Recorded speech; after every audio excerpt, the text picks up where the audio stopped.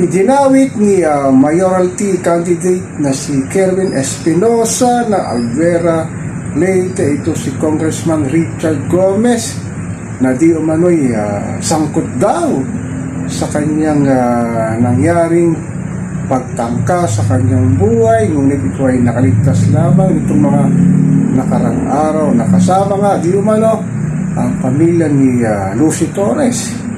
Grabe talagang politika sa Leyte. Talagang nagbabangayan ang mga magkakabilang parte sa mga tumatakbong mayor at kongresista. Matatandaan ito si Kerwin Espinosa, isa itong sinasabing drug lord na sinabing tinugi sa panahon ng administrasyon ni dating Pangulong Digong Duterte, na ngayon tumatakbo nga bilang mayor sa Alvera Leyte. Sa panahon talaga ng pangangampanya sa nalalapit na midterm election, sari-saring putik ang binabato ng mga magkabilang panig na naglalaban sa politika, lalo na sa lokal na eleksyon. Talagang sinasabing bukod sa pagpapalitan ng mga hang na salita, pagsisiraan, ay talagang merong nangyayaring patayan sa mga tumatakbong mayor ng iba't ibang panig ng ating mahal na inang bayan. Talaga itong mga politikong nais na umupo sa kanilang mga distrito at probinsya ay talaga magpapakamatay, makaupo lamang at makahawak lamang ng isang munisipalidad. At hindi talaga inaalintana ang nangyayari sa hirap ng buhay ng ating mamamayang Pilipino, na lalo na si Juan Pasang Cruz, sa walang humpay nagpagtaas ng presyo ng bilihin, serbisyong publiko.